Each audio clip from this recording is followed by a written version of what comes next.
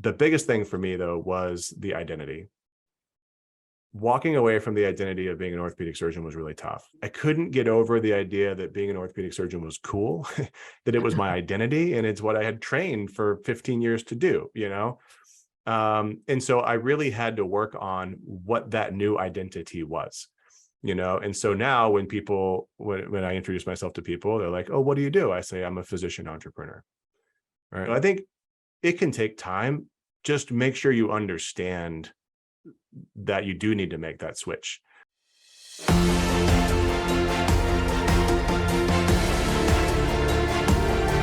If you're struggling with your vitality, energy, mood, focus, or sleep, this podcast is for you.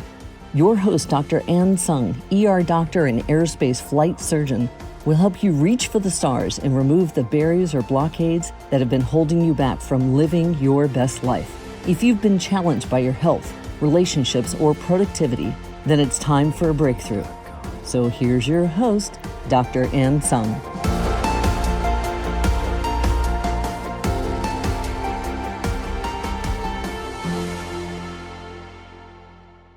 Hello, welcome to It's Not Rocket Science Show, and I am your host, Dr. Tsung. And today we have Dr. Douglas Lucas. He's actually a trained orthopedic surgeon, and he did a fellowship in anti-aging and longevity. And the reason why I wanted to invite Dr. Douglas Lucas on the show is because in the show, we've talked a lot about achieving fulfillment and peak performance at the same time.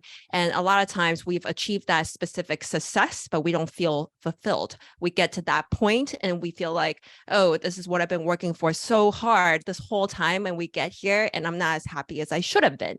And Dr. Lucas has an amazing story how he actually pivoted from his orthopedic training. And we're going to dig into a little bit about the reason why he did it, the end vision that he actually has for himself and his family, and also how was he able to have the courage to actually pivot and create this whole entire new company that is really trying to improve the health span and lifespan of people around you. So thank you so much, Dr. Lucas, for joining. Yeah, thank you so much, Dr. Tsung. And would you please give us a little brief introduction of what you do, and we can just dive right into, the reason why you decided to pivot to the point where you are now. Yeah, absolutely. So yeah, thanks again for that. That was a great introduction. So really what I do now is I practice in the field of health optimization, and my real focus is in the longevity and also in the bone health space. So I really focus on those two things and have kind of two different groups of patients that I work with. But this is a completely telehealth company. I've built an amazing team where we can create programs for people that run the range from, pure lifestyle all the way through hormone optimization, peptides, and longevity medication. So really fun space to be in, but it is very different from where I started, which is, I think, going to be a fun conversation today. Yeah. Thank you so much. And so just tell us like a story from the beginning, from, going down the orthopedic surgeon path. What was that? There's usually that one moment that pushes you over the edge and makes you make that decision, right? So what was that one moment? Was there a why in that one moment that came to you? So getting out of orthopedics, you mean? Mm-hmm. And Yeah. to create this company that you had. Yeah. So I remember very clearly the moment where I had it, where I broke and I said, I have to do something. And it was that have to moment, that really did it for me. There was a lot of stuff leading up to that, but that one moment was one of those, classic 3 o'clock in the morning, on call at a trauma hospital. Patient had a diabetic ulcer and was septic and needed a below knee amputation, right? So one of those kind of urgent things. And, now that I know what I know about diabetes, these things are totally preventable. And, but I was in there and this patient was, morbidly obese. We had a hard time positioning him on the operating room table. It's 3 o'clock in the morning. You have a skeleton crew, I'm just like struggling to get tourniquet around this guy's leg. And I'm just like, as I'm underneath this guy's leg and just thinking about like, what am I doing? This is crazy. I'm about to cut this guy's leg off because he has an ulcer from a disease, which is totally preventable. I know how to help people do this. I'm on the wrong end of this thing, and so we do the case, and actually he ended up being a great patient. And I really turned him around from a diabetes perspective, but ultimately he did, he lost his leg. And so that was it for me. But there was a lot of stuff leading up to that, just kind of seeing that same thing over and over again, where as a foot and ankle subspecialist in orthopedics, I just kept seeing it. And the things that people were told were just not helping them. Yeah, I can absolutely identify with that. I think it's the same reason why I went on my trajectory as an ER and ICU physician. I see them bounce back over and over and over again, and we're catching them way too late. And yeah, it's like, they're often not educated in the beginning, not even in school, on what they can do. I think we need to start there with the kids too.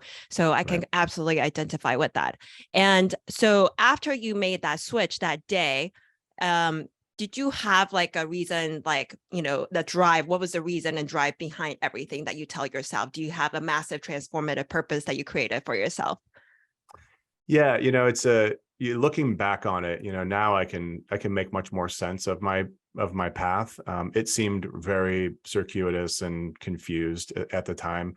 But when I look back on it now, I can really see that ultimately my purpose and my drive was to find a path in medicine and in professionally where I could really do what I'm good at. And I didn't really understand what those were. I didn't really understand what my why was, when I started in training. And so I really had to figure that out to figure out, this is where I want to be. So it was figuring out that what I really like to do is I really like to learn constantly. I like to educate and I like to build. And that's why I liked training to be an orthopedic surgeon. And I loved doing surgery because it was kind of the same thing, but the practice itself, I was not fulfilled in. So that classic, like, yes, I worked really hard, I did all the stuff, and I, did the fellowship at Stanford and achieved and had feathers in my cap. And then I started practice and almost on day one, I hated it, because I was there.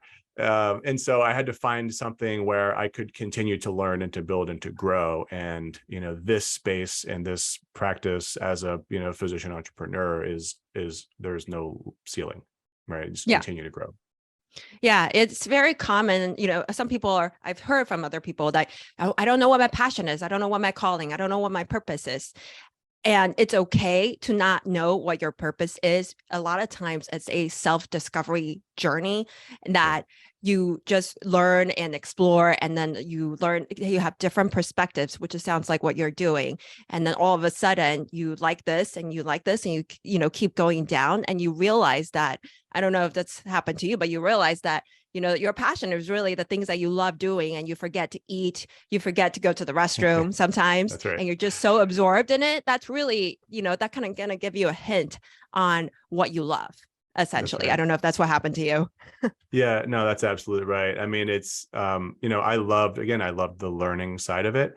And my why was legitimate when I was training, but it wasn't the right one. My why was, I want to have a great profession where I can make enough money to live a great lifestyle and support my family, right? And that's an admirable why, but it's not a sustainable why once the other stuff falls out. And when the training fell out, when the challenge fell out, and then it was being in practice and running the reps and making the widgets, that wasn't enough for me.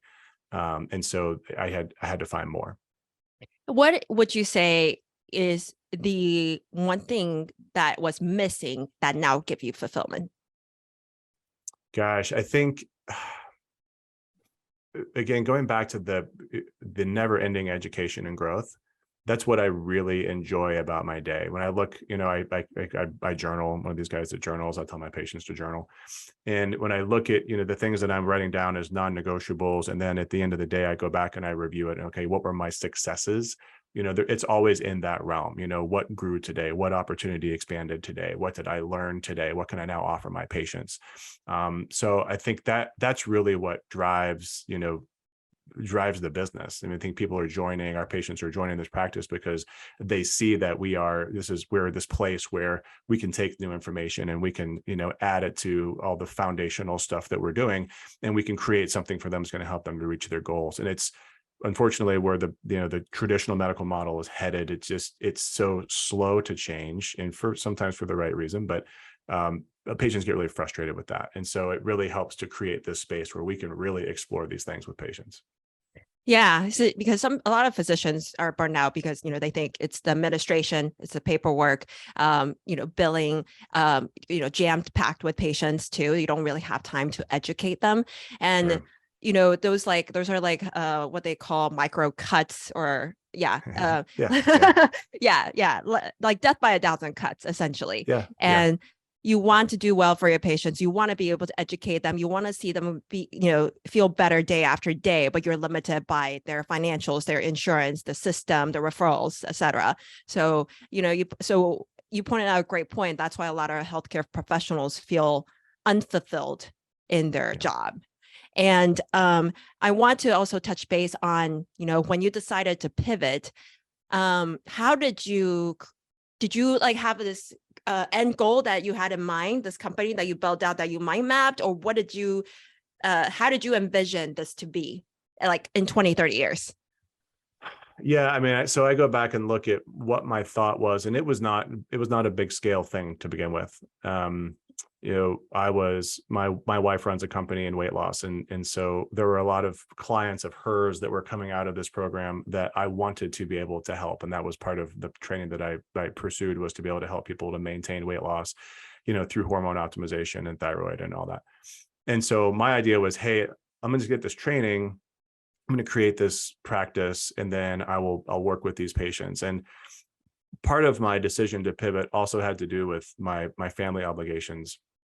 And my wife she runs a company, like I just said, and she's very busy. We have 3 kids, and so what we needed more than an orthopedic surgeon income was my time.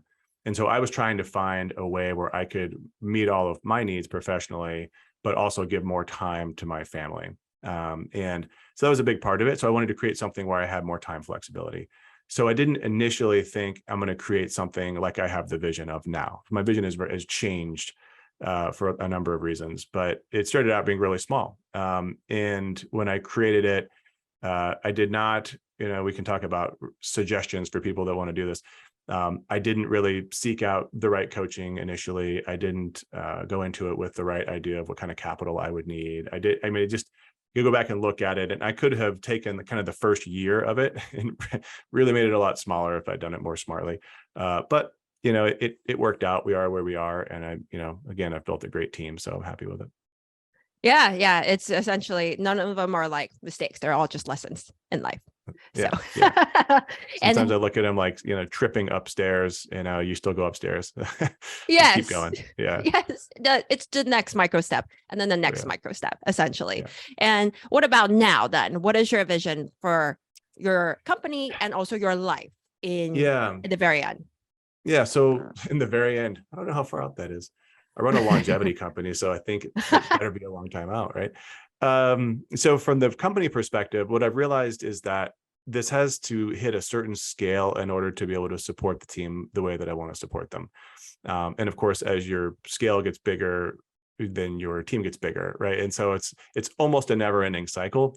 So what I realized, though, is this idea of having a small little niche thing is probably not going to work for me. And so now we're looking at, how do we scale? So my end goal really is to have a big enough team where we can serve the patients that we are acquiring. And that's going to be multiple physicians. We just hired on a second physician who I'm super excited to bring on board. And probably a team of coaches. I don't know how big that's going to be, but probably, multiples, if not 10 or more. But to be able to pass on this information in the way that we want to do it. We're going to really niche down into, again, longevity and bone health. We used to be a little bit more broad than that, but I really want to present myself as the authority in osteoporosis, because what we built is so good for that group. And there's not a lot of offering out there for people in that group. So I'm really excited to build that out. And I think if we do that in the right way, then it's going to be pretty high volume. And I'm really excited about that. For me, my role, I want to continue to see patients. I like seeing patients, but it's not all that I like to do. And so I think, having a minority of my schedule that's dedicated to patient time, but the majority is going to be in building the business, growing, being the authoritative speaker for the alternative approach to osteoporosis. And then, being a great dad and being a supportive spouse. So it's all wrapped in there. And what is that vision like? I want to really dig in. Like, have you ever envisioned your life in like 50 years? What would you be Gosh, doing? I've gone out 5 years. I've gone out 10 years. I've never gone out 50 years. That's a great question. Yeah. So I'll disclose that I'm 44. And so in 50 years, I'll be in my mid 90s. And yeah, I think, it's a great exercise. I would love to say that, at that age, I will still be, have the mental capacity to, get out and do the things that I enjoy doing, have the physical ability to do so without, grave fear of falling. Yeah, I think that's all real and possible. Yeah, I think a lot of times when I ask people, or I've heard many times from other people, I don't want to reach 80s or 70s, or, by that time I'm ready to pass on. It will be miserable. And, I Mhm. asked them, if you could do the things you currently do now, you have the mental capacity you currently have, and you can enjoy life just the same way as you are now, would you mind being 80s, 90s, 100? Doesn't matter. It's just a number. Yeah. Well, I mean, I look at it as it's an opportunity to continue to grow and learn, right? Like you're going to continue to see those around you to flourish and watch those that you have an impact on, continue to grow. I mean, I think that's really exciting, and it's sad. This is the longevity side of me speaking. To put a cap on it and say, "Whoa, 75." I've seen people over 80 and they don't look happy. Yeah, me too. I mean, I watched a lot of patients in their 80s and 90s, and a lot of those patients are miserable. But that's a very biased perspective as a physician, because we see the patients that are struggling, right? What you don't see are the patients. And I now in this space, I have patients in their 80s and 90s, and they're doing awesome, and they're very focused on staying, staying as spry and as agile as possible. And they're, yeah, it's aspirational. I want to be like that, to be in my Mhm. 90s, to look at 100 and say, yeah, I want to see my great grandkids. Like it's awesome. So I think it's great. And then you have to plan now, though, to be able to do that then. And that's where I see a lot of patients. I see patients in their 50s and 60s, and even worse if they're a little bit older, and they're diabetic and like, I want to live to 130. And you're like, well, you burned a lot of bridges. Let's see what Yeah. we can reconstruct. So it really pays, the earlier the better. And so like I said, I'm in my 40s. I'd be probably better off if I were in my 30s. And in fact, if I could go back to my 20s and not undergo some of the trauma I put myself through, that would be even better. Um, but you can't go backwards. So you can only look Yeah. forwards. Yeah. The time to start is now. Essentially, Yeah. it's today, Yeah. not Yeah, for yesterday, sure. not tomorrow, it's today. And I definitely want to dig into some of the 80-20 of something that people can do now, and of course, Oh for their yeah. bone health. Though I wanted to share with you, it's so funny. Just yesterday, I was driving to the ICU to work. And right before that, I was just telling my husband, I was like, well, it's like a different world when I go into the hospital, because we're at the dog park, people are running around, kids are having fun, and all of a sudden when I go in the hospital, it's so much suffering. Everyone's sick, everyone has, they all have generally a poor quality of life or a bounce back, and it's just so much suffering in the ICU. It's so Yeah. different when you walk in. And I just felt like you said, it's like a different world. That's all we see, so we don't want to get to that point, essentially. Right. Yeah. So Yeah. um and so now that you have the vision of essentially having the vitality, the health span, lifespan to enjoy life with your kids, grandkids, great grandkids, um, what was the first step you took after you had that moment, Yeah. and how did you progress? So yeah, I think you heard me in a talk recently, we talk about the foundations of longevity and the foundations of optimization. And, people are always interested in the new technology, the new drug, the new this, the new that. But I always tell people, go back to actually the foundation. The number one thing I did that actually corrected my thyroid dysfunction and corrected my low testosterone was sleep, right? Like, oh yeah, don't forget to get an adequate amount of sleep. Like, I hate saying that. It's just it sounds like so almost trite at this point, but it's true, and we measure everybody's sleep when they come to see us, and we start talking about sleep quality and quantity, and almost everybody short sleeps. It's amazing. And so, starting there, number one, you could fix so many things with that. So yeah, so that's the number one thing. And then, figuring out what diet works for you. And that's a really long conversation, but we work with people that want to follow whatever philosophy you want to call it. But making sure that they're getting an adequate amount of nutrition, an adequate amount of protein, in particular, a big advocate for protein forward diets. And then just looking at the quantity of processed food, added sugar, and garbage that inevitably most people will eat, and just eliminating it, and just saying, look, don't feel bad about these things because we're not designed to eat them anyway. These things have been marketed to you. We need to get rid of them because they're killing you slowly. And so, those two things out of the gate will fix so many problems. And then the last thing would be really the emphasis on resistance training, and how, again, this is something that, some people do it, but most people, when they think about working out, our society is really kind of biased towards this idea of like, you have to be on a Peloton, you have to be on the treadmill, and it's all about cardio, and it's all about, time with elevated heart rate. And it really is not actually very effective. The most effective tool for both longevity and weight loss, weight maintenance, aesthetics, almost anything, is resistance training. What do you say to a woman who says to you that I don't want to get big muscles? As they try it, prove to me that you can get big muscles. I've yet to. That's not true. I know one patient who, she started lifting pretty heavy. She was working in a gym. She was lifting a lot, and I would say honestly, she actually still isn't too big. But wow, she got really muscular. But she's really young, and so probably has pretty high levels of testosterone. But other than that, show me that you can get big muscles, because it's darn near impossible.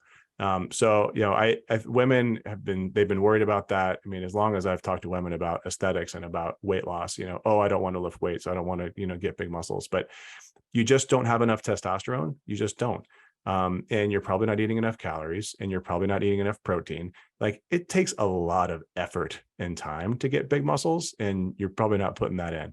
So, I've yet to see somebody prove to me that they can make too big of muscles that they're uncomfortable with. So what's the 80-20 for osteoporosis? Would you say resistance training is, or is there something else? It really depends on your starting point. It's that whole spectrum of, are you in your 50s and for whatever reason decided to get an early DEXA and you're, borderline osteoporosis, osteopenia, or are you somebody that's in your 70s and are, severe risk for fracture and already had a fracture, or spine fracture, hip fracture, whatever. So there's a big spectrum there. But I think the most important thing to understand about osteoporosis is that it is not just a pharmaceutically based answer, right? Like, the problem of osteoporosis, again, this is one of these challenging things. It started back in your early adulthood with peak bone mass. Did you achieve peak bone mass? What was your bone mass going into your middle age and into your later years? So it's difficult to pick it up wherever you are, because you don't know your history. But regardless, I look at osteoporosis almost the same way that there's kind of a new perspective. I don't know if you've read Dale Bredesen's work on dementia and Alzheimer's. Mm-hmm. Really great book, The End of Alzheimer's by Dale Bredesen. I kind of look at this almost the same way, where he talks about holes in the roof for developing dementia. And I kind of look at it the same way, where you have a certain amount of bone in your body, and there are a number of different reasons why you could potentially be losing bone. And so I look at it almost like holes in a bucket, right? So if you're going to treat this leaking bucket, you could take a pharmaceutical drug, which is going to maybe fix one hole. And there's a role for pharmaceuticals, not saying there's not, but you're not addressing any of the other holes in the bucket. And so there are a lot of reasons why we're losing bone, whether it be diet, gut dysfunction, immune system, adrenal dysfunction, thyroid dysfunction. Like, the list goes just on and on and on. If you don't address those things, you're not going to get better. And if you're only using pharmaceuticals, then you're going to create bones that are not really naturally harder or less resistant to fracture, or more resistant to fracture. And so there's just a lot of reasons to look at other things. So the 80-20 is figure out all the other stuff other than pharmaceuticals, and then decide if you really need to be on drugs for osteoporosis, because the other stuff can be just as effective, again, depending on the starting point. And I really want to touch on that a bit about what patients or people who may be dealing with osteoporosis, or have family members who are dealing with osteoporosis, or even dementia. Some people say, well, it's too late. I'm already gone so far. I already have osteoporosis, or they already have dementia. Right. I want you to, can you give them a vision, like what is possible, even if they start now, that it's not too late? Yeah, no, I would say it's never too late, with the exception of, somebody who's 90 years old and had their second hip fracture and, can no longer get out of a wheelchair, right? I mean, that's a tough case, but beyond that, you can always reverse the causes of bone loss. And I'll be very clear when I say, because people hear me say a lot, reverse and the osteoporosis. I'm saying reversing the causes of osteoporosis, right? So why are you losing bone? We can stop that and reverse it, and that should then improve your bone quality and quantity. There is always a way to improve it. And then just understanding what your risks are and where you are. I think it's really important to have the data to understand, okay, how do I modify, what I'm doing so that I'm not at risk for a spine fracture? Or if I've had a fracture, now I'm at a lot higher risk. How can I mitigate that? So I think it's just talking with an expert who can really help you to figure that out, other than say, here, take this prescription. Same thing with, with the dementia concept, is that if you look at the Bredeson's literature, with the recode protocol that he created, people that have both, MCI, mild cognitive impairment, and outright dementia, they actually meet the criteria, can see improvement. Obviously, the worse you are, the less there is. But I mean, why not? These things they're built around lifestyle, they're built around nutrition choices. Like, it's better for you anyway. Like, why wouldn't you do it? I think the problem is people it's so confusing, and there's so much noise in the space of nutrition and the space of supplementation. It's really hard to understand what to do. So a lot of people just throw up their hands, like, whatever. Yeah, in order to get a referral, to go get a DEXA, and maybe some people even want to get a DEXA early, but it's just really difficult to navigate that space, and people who are actually trained in alternative management of osteoporosis or dementia. Yeah, well, and the thing too about, I talk about this in some of my videos, which is, basically you have like the traditional medical model of osteoporosis, right? You go in, you have osteoporosis, here, take this drug. Or then you say, well, I don't want to take the drug, it has these side effects. And they say, get out of my office, right? They're just like very negative. So then these patients will then go outside of the traditional medical model. Then you're finding, functional providers, naturopaths, basically everybody that has an option for this thing, but it only fits then in their wheelhouse because they don't have the ability to prescribe all the things. And so then I see patients that have, I've been working with this, this functional medicine doctor, and I'm on hormone replacement. I'm like, oh, cool. And then you start looking at what they're on, and, they're on like topical progesterone because it's a chiropractor that can't prescribe, pharmaceuticals. They're on like, some sort of topical estrogen cream that's not doing anything. Right. And so like, they think that they're getting hormone replacement, but they're not, they're getting like a skin cream, and so it really pays to work with somebody who can paint that big picture, who can prescribe pharmaceuticals if they really need to, but also do all the other things that fit into that package, which is actual hormone replacement, talking about peptides for lean muscle mass, like the right supplements, the right amount of calcium, do the testing. Like, it's got to be a big picture thing. And do you ever meet people who just don't want to know and they don't want to get tested? They feel fine now and they don't feel like it's a need to that's the challenge in osteoporosis, is it doesn't hurt. I mean, some people say that it can, but for the most part, there's no pain with the diagnosis of osteoporosis. And then if there's no pain, then maybe people don't want to get better. But I think that the fear of fracture is real, and if they've seen somebody go through it, if you've seen somebody lose your independence as a result of a hip fracture, like, that's a big deal. Seen people that have persistent pain after spine fractures, or they just they get like fracture after fracture after fracture. That's miserable, so I never like to push people by fear, but I think there's enough of it, and the older we get, the more our social group, you start seeing these things happening. So I don't see that in my practice, that people don't want to get better, but they wouldn't walk through my door if they didn't. Yeah, you already have like a niche down population who automatically want to up level themselves. Which I'm I just love, thinking, by the way. I like, would you probably push each other, right? Your patient probably push you, and you push your patients, and you grow together with your patients. I do. I have patients that email me every day because they're doing research and they want to know about this thing or that thing, or, hey, I saw this combination of this. It's like, wow, cool. Send me that article, and it's great. Yeah, it's a totally different practice when your patients are motivated to get better and to do their own research. And the other reason why I brought up, sometimes it's hard to convince because yes, number one, you want to start resistance training early, but you don't want to build muscles. They're fear of building muscles. And number two, because I mean, really, you can't see it. If you don't measure it, you don't know what you have. And right now, if people are young in their 20s and 30s, they probably have good bone mass right now anyway. So maybe. maybe I just diagnosed it in a lady. She's just turned 40, but this is one of those patients. So you wouldn't think. Now she's a Caucasian woman, so okay, she has those risk factors, but other than that, she's an athlete. She's muscular. She's eats a great diet, doesn't look like she has any inflammatory problems whatsoever. And then she tells me, she's like, oh, I was getting these DEXAs for body composition, every year for the last 5 years. I was like, oh, cool. What I noticed on her labs is that she had a really high urinary calcium level. And there was something else it was her genetics. Her genetics showed that she had an increased need for bone support. I was like, let's get a DEXA and see. She's, oh, I have a DEXA. Oh, cool.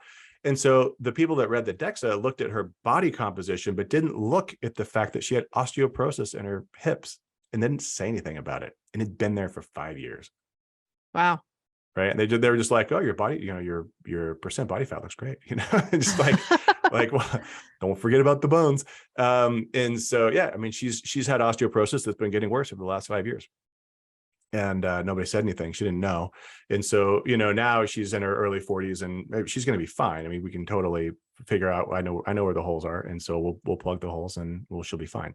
But that just goes to show, like she's early 40s, she's over 20 years out from ever getting the recommended DEXA screen for osteoporosis. And a lot's going to change in that 20 years.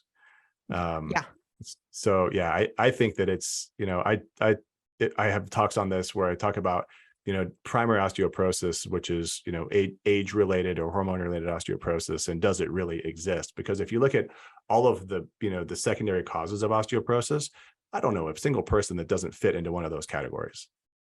Things like eating disorders, malnutrition. I'm like, well, look at our diet. Like, who isn't malnourished right now? Right. I mean, in the general population, people eating garbage processed food, I would say it's mostly everybody.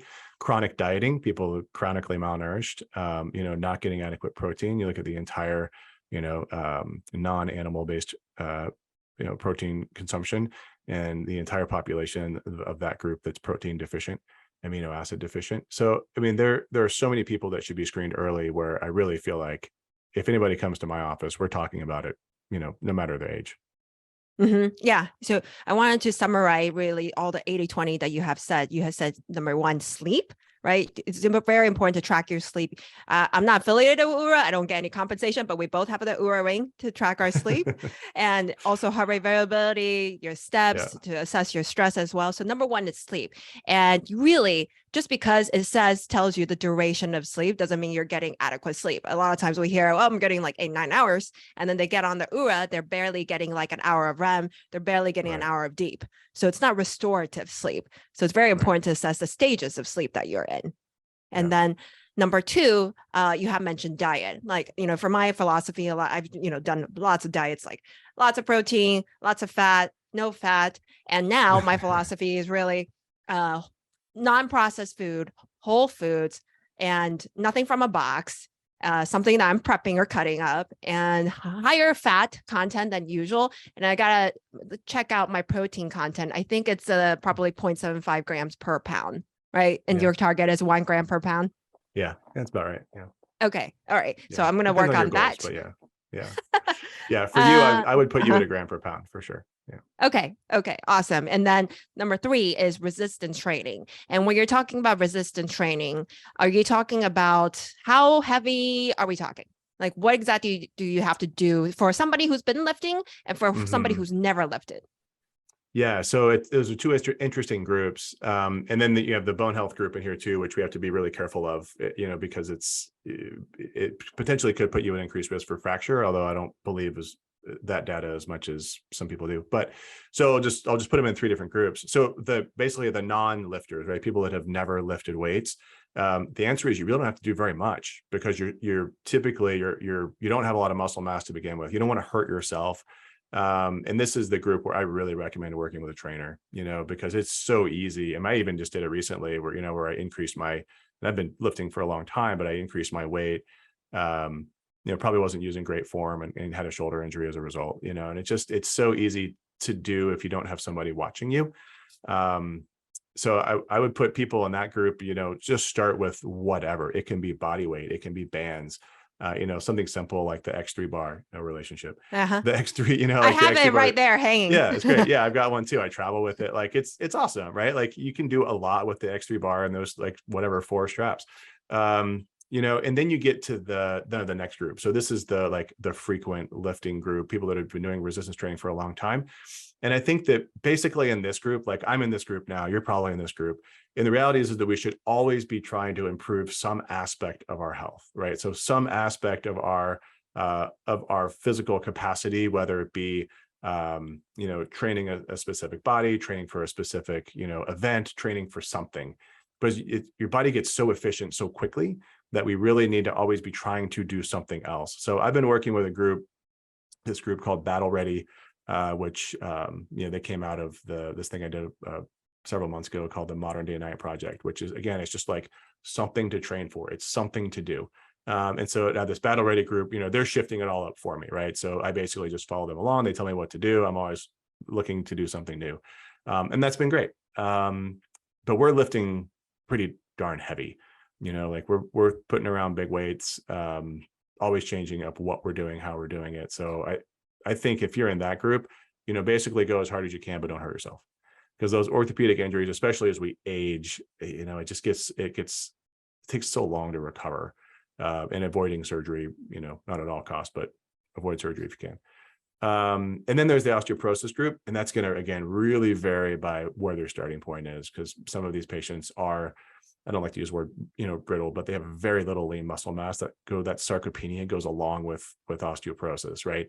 So we really have to start light. I really encourage them to work with a trainer out of the gate, either in person or virtual, because they have to just nail the mechanics before they start increasing weight. And yeah, I agree. Like, if you have not worked out, you wouldn't know what your deadlift looks like. You wouldn't know what your squats look like. You don't know how deep you're going. You think you're going all the way down, but you're only like right above 90. That's right. Yeah, So especially the first time I recorded myself doing a squat, even a deadlift too, I was like, oh man, that form looks terrible. But now we as part of this group, like we record it, we post it all. Like you can go on my Instagram page and on my stories, you can watch me doing a workout if you want to. No pride in that. I put it on there, not for publicity's sake. My obligation to my group. Yeah. I think it's important to share I'm the same way, to share like what you do, but also the failures in it too. Not exactly what we call failures, but it's your practice. Because I was trying to post my workout, and then I was filming my snatch and I dropped it, but I posted it anyway. I was like, that's just what happens. It's not a failure. It's just a lesson. Oh, well. Yeah. So I almost dropped. Fortunately I had a bar underneath me, but yeah, I went up, I was doing a squat, and I went up and I like rammed right into the bar support. And it just I kind of almost fell backwards with, 225 on my shoulders. Yeah. I posted that anyway. Yeah. Being authentic. So thank you so much for that portion. I think it's going to help a lot of people, whatever you're doing now, just get educated and get started on, either bone health, or go into your cabinets right now and take a look at what are some of the names and ingredients you don't know what they mean. So I think that's a good first step, or anything in the box. If there's like an ingredient list that is too long for you to read and you don't have the attention span to read all of it, it's too long. You don't want to eat it. Yeah. Yeah. Or honestly, like more than 3 things, right? Like tomatoes and salt, what's in here? Beef. Cool. That's what you should eat. Yeah. Instead of like peanut butter, cottonseed oil, sugar, salt, fructose I don't know. Corn syrup, food coloring, right? Red dye number 40. I'm like, what? Why? Yeah. Oh, one thing to look up. Okay, go Google after this, like 50 names for sugar. And then you'll realize how many times a lot of those packages have fructose, maltose, corn syrup, I can't remember. Like there's so Yeah, many like in I a actually row. I play this kid with my play this game with my kids, and so we'll read ingredient labels, and we're like, okay, what's the number one ingredient? And they'll call it out. I'm like, sugar. What's the number two ingredient? Sugar. What's the number three ingredient? Sugar. I'm like, yeah, you're right. Like it's all these different things. I'm like, do you want it? They're like, yeah. Oh yeah, it tastes good. Yeah, that's a good So, idea. I'm gonna teach my 5-month-old starting when we go to the grocery store. yeah, it is. My kids they're very savvy consumers. They know how to read an ingredient label. That actually brings me to another question. A lot of times parents have a hard time getting their kids to eat healthy, like vegetables, things with not the processed or sugar. Do you have one thing that you do that allows you to give your kids the lifestyle you're trying to promote? Boy, I mean, it's always a struggle. I mean, we've struggled with that from day one, and it's just so tough in this world of highly processed, super palatable foods. How do you get a kid to eat, broccoli when they could eat Skittles? Right? Like it's so tough. But the things that we do is obviously, control what's in the house, so we don't have Skittles, unless it was just Halloween. And then we have those things around for a few days, and then yesterday I let the kids open up all the candy and stick it in a bowl and add water, and they made junk soup, and so then we threw away all the candy. So control what comes into the house, prep meals, so make them real meals, and then sit down and eat food together. If you sit down, you're modeling, you're eating good food, and that's another good topic too, is eat good food yourself. But eat good food, show them what eating real food looks like, and then model that for them. And then we just kind of lean into look, you can't have, we have a 3-year-old, right now. So it's really tough, right? Like you can't have a treat until you eat protein, right? And then it's the tantrum and it's all this stuff. But if you just do it consistently, I mean, now my 10-year-old and my 8-year-old, like they know, like they're like, okay, I have to eat this much protein. I have to try this vegetable. I have to try this other thing before I can have anything else. And it's not like we deprive, like my kids eat pizza and, chicken nugget, they do all that stuff. But they eat more of, a whole food based, animal meat protein product. And when they choose food out, they tend to choose those same things. So it's that consistency. What about the food they're exposed to in school, like the school lunches? Yeah. So, and snacks and vending machines. Yeah, unfortunately our school doesn't have vending machines, which is great. But the cafeteria has stuff that we wouldn't want them to eat. And again, like they're pretty in tune with what makes them feel good.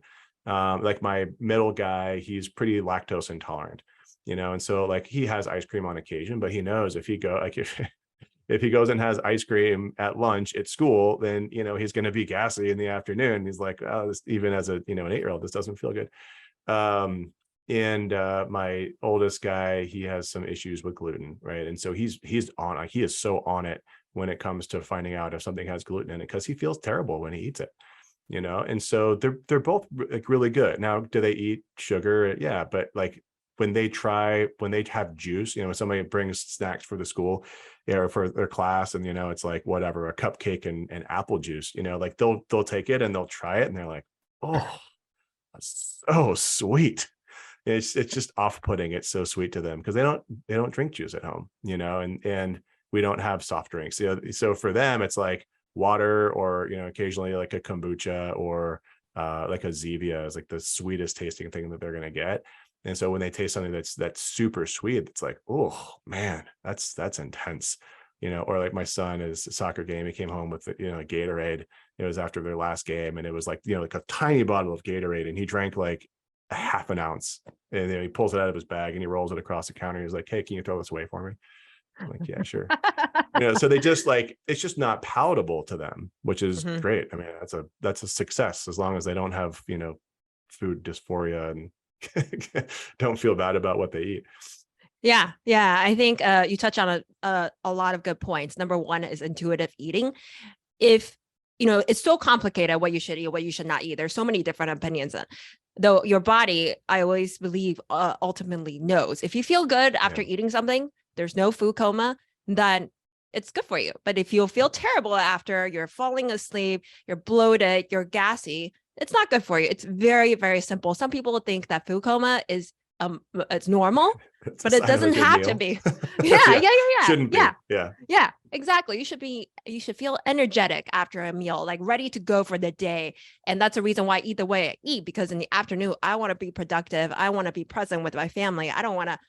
This one time I ate pizza and I fell asleep on a Valentine's date after. And we just missed the whole night. I fell asleep from like 8 p.m. and on. yeah, yeah. So you don't want to do that. And I agree that, if you model to your kids and if you expose your kids to real food, that they're going to know what real quality ingredients taste like, and what fake food, processed food, or added, with a lot of sugar, it's just not palatable. Like you said, like if I'm going to make pizza, it's going to be something with like maybe Italian flour with San Marzano tomato sauce, with buffalo mozzarella, fresh basil, etc. And then they're going to like taste real food, and then they're going to taste like other types of pizza, and they can tell the Right. difference. Yeah. So Yeah. And then the challenge is like when they get to some of these like highly palatable things, right? Like, I mean, I think of like when I grew up, Papa John's pizza it was one of my like kryptonite foods, like you put a large Papa John's pizza in front of me, I would eat the whole thing. Like there's no stopping me. And that's just, those things are highly palatable. So, but I think educating them and just saying, look, these things are out there, you're going to be exposed to them. There is a way to deal with these in an appropriate way. And it's just, I mean, it almost like dovetails into the conversation about like tobacco and drugs. And, it's like, you're going to be exposed to these things. So, let's have a conversation about them. And if I want to like call on the audience, if there is one thing in your diet right now or what you're drinking right now, or even like you said, drugs, alcohol, smoking, if there's one thing that you think is not contributing to your health, that's actually making you feel worse than what your potential could be, you don't have to cut it out cold turkey. You can just take one micro step to say drinking. Like, you can set a goal for yourself, because I used to like, I was in a sorority and I used to go out and we would binge drink. And I set a goal for myself. I haven't drank since I was like 4 years ago. And it took a year, and I told myself, okay, I'm not going to have more than 2 drinking sessions a month and no more than 4 drinks in a row. And it took a year to come down. So you don't just set a goal for yourself. If you drink 5 drinks, just cut it down to 4. Okay, a week, and then you keep going, cut it down to 3 a week, et cetera, et cetera. So just do something, micro steps. And I know we have just limited time, so I do want to pivot a little bit for the professionals out there who want to create, maybe they're still trying to find their passion, finding their identity. I want you to talk about, what was the step that you took to start creating this company? You talked about maybe some coaching. It doesn't have to be in healthcare. It can be other professionals who are not happy, who want to pivot. And how did you deal with the identity shift and also the shift within your relationship with your wife? Yeah, that was a big one. I mean, so I want to make sure I hit all those. So for me, if I were to go back and do it again, I would definitely want to get a better sense of what I was getting myself into before I started. So, and this would have actually helped with my relationship with my wife as I was doing it. So, if you want to learn from my mistakes, I would say that, I basically decided that I was going to do this thing, didn't really get full buy-in from her to do it. And so I basically was like, I'm going to do this, and then I created this company and sort of just dove into it, which I kind of had to, but didn't have a great plan. And then, kind of later asked for her buy-in, and, and my wife and I have a great relationship. So, we worked through this thing, but it was not the most graceful way to do it. So I would say, figure out what you want to do, learn as much as you can about it. And if you could really pick, doesn't have to be like the final end goal, but, but pick an end goal and say, and lay it out. This is how I'm going to get here. In a year, I'm going to have this company built. I'm going to use this platform. This is going to be my niche. This is my, this is what I'm going to need to build. This is the team that I'm going to need. These are the resources I'm going to need. I'm going to need this much in capital to do it. Then really just lay out like a business plan. Like I would, if I were to do this again, I would go to my wife with a business plan in place and say, okay, this is my business plan. This is what I want to build. These are the people that I'm going to get in place to help me to understand what I need, and this is the capital that I need. Once you do that, then you just start marching down the pathway, And so for me, I got there and eventually got by, and you know, it's been great. But those were two big struggles. The biggest thing for me though was the identity. Walking away from the identity of being an orthopedic surgeon was really tough. And I knew that I wasn't doing it well when I would meet somebody and they asked me what I did, and I would say I'm an orthopedic surgeon. Right? Like I couldn't get over the idea that being an orthopedic surgeon was cool, that it was my identity and it's what I had trained for 15 years to do, you know? And so I really had to work on what that new identity was, you know? And so now when I introduce myself to people, they're like, oh, what do you do? I say, I'm a physician entrepreneur. Right. And they're like, oh, like, oh, that sounds cool. Like, tell me more, you know? And so then I can say, yeah, I created this company called Optimal Human Health, and we're in the longevity and the bone health space. And it's super exciting. Let me tell you why, you know, and then it's really engaging. But I really, I mean, that's almost been in the last few months that I've really been able to confidently say that I've flipped that identity. And I can say that I used to be an orthopedic surgeon. So I think it can take time. Just make sure you understand that you do need to make that switch, you know. And I'm sure for you, like, you know, like, am I an ICU doc? Am I, you know, like, what am I, like, what is my identity? And knowing what that is can really help you with your why, can really help you with your, you know, all the other things that resonate through your day. Yeah, I agree. It initially was like, okay, I'm an ER doc, and then I'm an ICU doc, and then I'm an aerospace doc. And I realized that a lot of times we define ourselves by our profession, and it shouldn't be that way, really. You know, we're not just a physician, we're also a mom or a father or a son or a daughter, where we can be entrepreneurs, we can be real estate investors, we can be coaches, we can be New York Times bestselling author, we can be nutrition gurus. I'm just reading off my list that I have in my vision right now. Is your vision board right up here, right? Yeah, it's right there. Nice. And it has like, you know, sexy goddess to my fiance. I gotta update that as my husband now. Oh, yeah, that's So an important one. yeah, so you can be multiple things, and just know that it's not going to be a switch. You're going to be working in your current job probably, and as you're exploring, it's not going to be, okay, I'm going to quit my job, I'm going to do this. It's okay to explore your passion and things that you're interested in. It'll actually probably make you better in the profession that you're currently in. It definitely made me a better physician when I see my patients. So yeah, for me, I was able to find a part-time orthopedic position while I was making this transition and doing my second fellowship. And it did. I mean, by the time I actually told them I wasn't going to be able to operate anymore, that I had to stop seeing patients in clinic, I mean, you know, about heartbroken administration. They're like, but you're so good. I'm like, I know. It's, you know, it's the skill set that makes me good is also the skill set that makes me not the right person to be here. Yeah. And, you know, do it for yourself. Like, if you don't do things just because other people are expecting you to do it. Nobody is going to look out for your own well-being, your family's well-being. Nobody's going to look out for your own happiness and fulfillment as much as yourself, really. Right. So I want to also touch base on like how people can find you as well. Like if they really want to learn more about what you do, how to optimize their health, their bone health, or longevity and health span, you know, where can people find you? Yeah, so the easiest place is our website at optimalhumanhealth.com. And so go there and have access to all of our free content, the blogs, sign up for our weekly email. So I write on this, you know, the concepts of longevity and bone health every week. And then we are launching a YouTube channel. Super excited about that, working with a great company to start producing some fun content there. And that'll be all under my name, either Dr. Doug Lucas or Dr._Doug Lucas. Same thing on Instagram and Facebook. Okay, fantastic. And is there one resource other than your website, of course, like a book or a podcast that has really changed or help you change, you know, or pivot?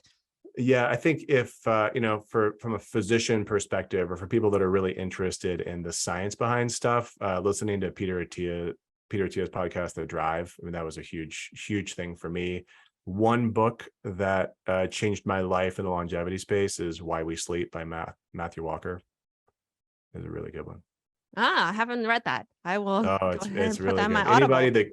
Anybody that questions your comments about sleep, you go read Why We Sleep by Matthew Walker. He does a great job of walking the literature through, and you come out on the other end of that book, and you're like, oh man, I gotta sleep more. Wow, I gotta sleep more. And that was, that was one of the hardest things with, figuring out how to work that out with my relationship with my wife, because she's more of a night owl and more of a morning person. So, how to find that compromise. And it probably took us 3 years after I read that book to really hit that middle ground. Okay. Yeah. I just came off an overnight shift and I slept about 5 hours. So it's the balance between. It'll have an impact on your desire to keep doing that too. Yes. I definitely want to do that less in the future. And so, we talk about, to do all this, you definitely need more time. So again, go to www.itsnotrocketscienceshow.com. You'll have the resources that we talked about. You'll have the show notes. You can go on YouTube at ansungmd.com, and the video will actually be on here. And if you go to itsnotrocketscienceshow.com, there's also a productivity course that I've created. It's a 7-day video course masterclass, and how to, figure out what is your Eisenhower quadrant and how to get more time in order to pursue your passion, in order to have the energy to be present with your family, your loved ones after a long day's work, etc. So I really want to thank you for your time, your energy, all of the knowledge that you have shared. You have added so much value to not just, a specific niche audience, but I think in general for, anybody who listens to it at any stage in their life. So thank you so much, Dr. Lucas. Yeah, thank you. It's been fun. I know we could talk like this forever. So yeah, maybe we need to do a second version and focus on something else. But yeah, this has been great. Thank you. Yeah, thank you so much. And remember that everything you need is already within you now. That's it for today's episode. Head on over to iTunes and subscribe to the show. One lucky listener every single week that posts a review in iTunes will win a chance in the grand prize drawing to win a private VIP day for a health and life makeover with Dr. Tsung herself. Then be sure to head on over to itsnotrocketscienceshow.com and pick up your free gift from Dr. Tsung. Then join us on the next episode.